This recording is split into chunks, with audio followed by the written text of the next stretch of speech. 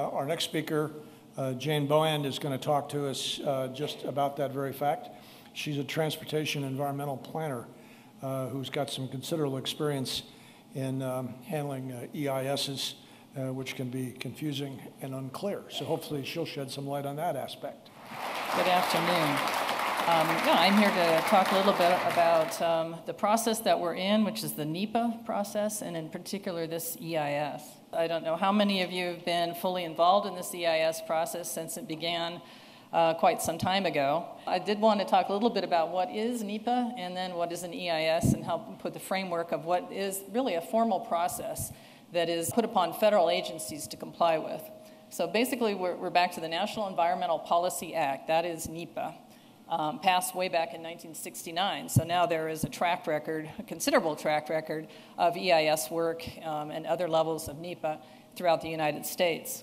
A tidbit, but it's important, is that it's overseen by the Council on Environmental Quality, or CEQ. And that entity oversees all federal agencies, not just federal highways. We're focusing on that, but all federal agencies, and that can come into play.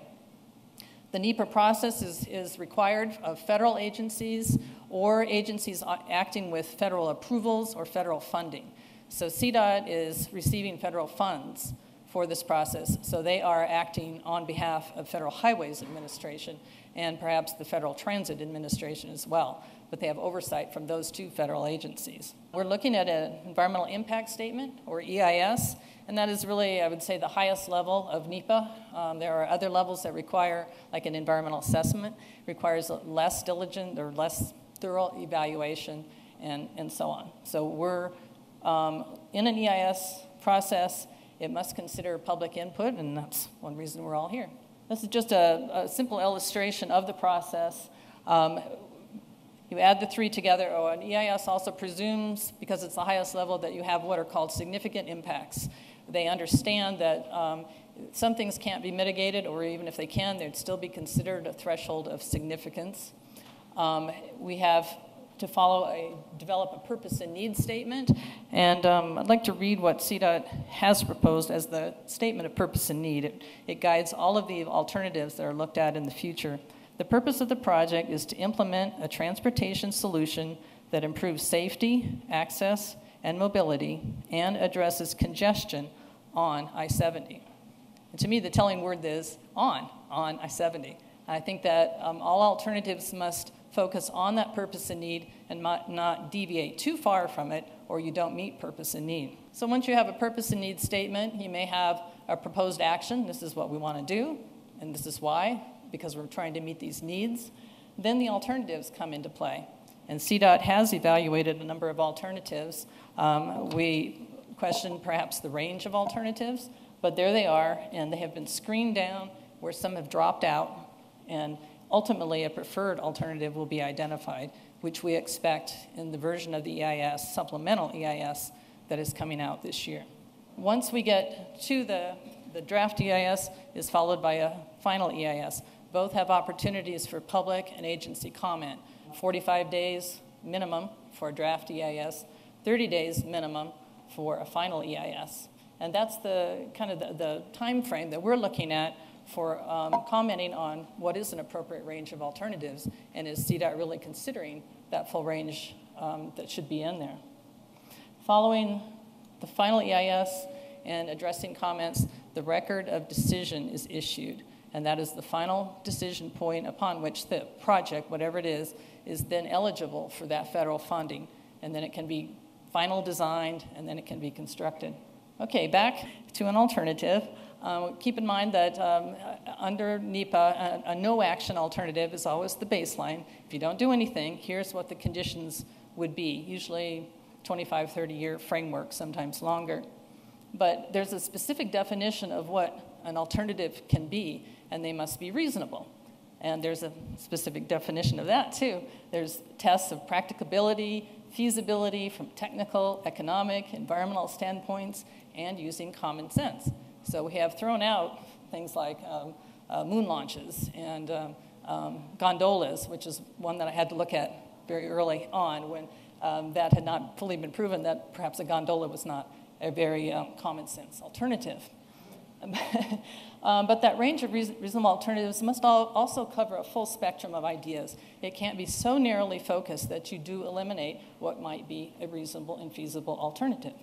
Some of those can be outside of the lead agency's jurisdiction.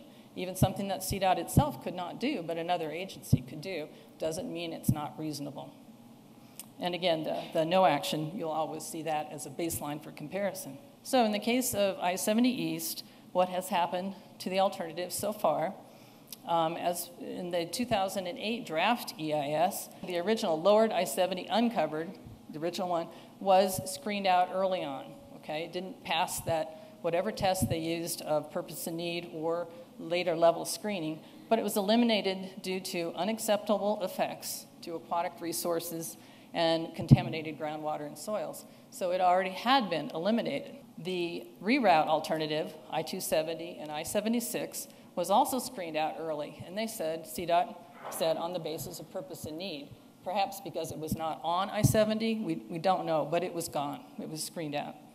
And at the conclusion of that process, there was no preferred alternative, basically a stalemate. No conclusion, the EIS could not move forward. Since that draft EIS, the new lowered I-70 with the cover alternative was introduced that re-triggered the EIS process into a supplement. So rather than throwing everything out, starting from scratch, the supplement was done specifically to evaluate that alternative. Now we hear that the supplemental EIS will include more information about dropping the reroute alternative. We haven't seen that. We don't know exactly what it will do, but it says, CDOT has said they will not fully evaluate it. So there's not yet an apples-to-apples comparison of those alternatives.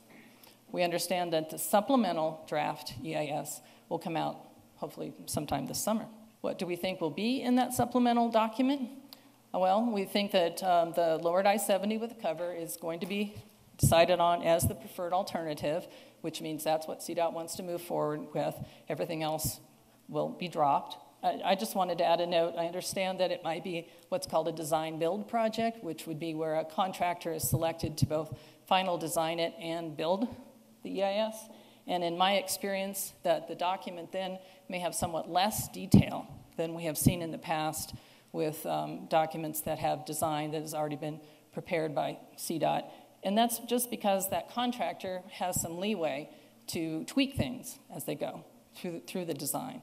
And you know, that can be all fine and good, and some of those tweaks can be absolutely excellent, but we do have to keep in mind that it's, you know, the purpose of the contractor is to make money and to bring it in under their budget, their bid amount. So we don't know. You know, sometimes not having that detail you don't know what you're going to get in the end. And the last bullet, if the design build project comes up with a lot of tweaks that could have their own impacts, we could have to loop back into NEPA to address those. So just a bit of a risk of this being a do-loop kind of situation. So how could the reroute or the I-270, I-76 alternative be considered in the EIS? Several different ways. CDOT could postpone the supplemental and go back and fold it in as a full alternative, not just why it was dismissed, but full disclosure.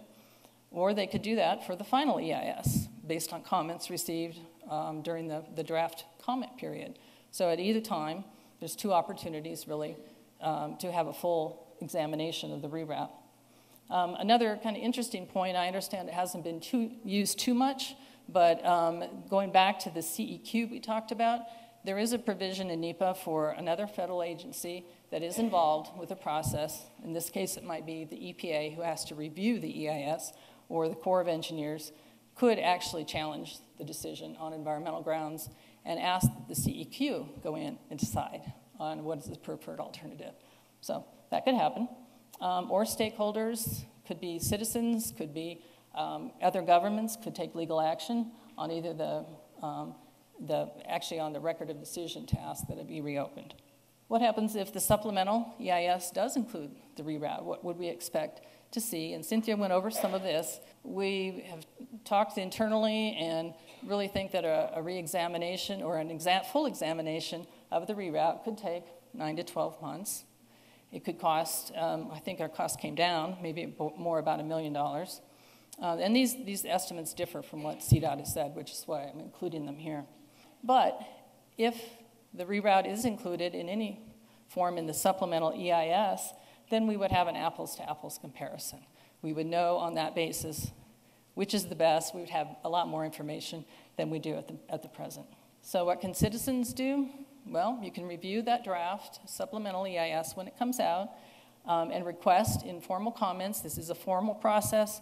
You will have full opportunity to write letters or to comment in a variety of ways, and they have to be addressed in the final EIS. CDOT, no federal agency can just ignore what comments they get. But you can ask for full consideration of the reroute as a full alternative and to get that in before the final EIS so that that final EIS has to address that. You could do the same for local governments, homeowners associations, other citizen groups. Ask them to comment and ask for the same thing, a more robust and full evaluation. Back to the other federal agencies like EPA, perhaps the Corps of Engineers, any of them that have been involved in the process, and ask them to make a referral that the CEQ take it over. And finally, I have to put it in there, but legal action on the rod. CDOT, FHWA, everyone's fully aware that lawsuits can be filed. It will delay the process. It will keep things going for a longer time, but it is a recourse that citizens can certainly take.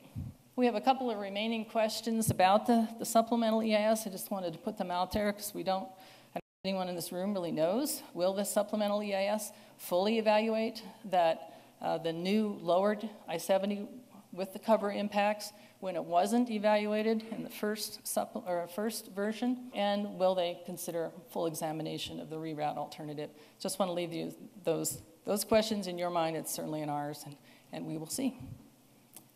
That's it.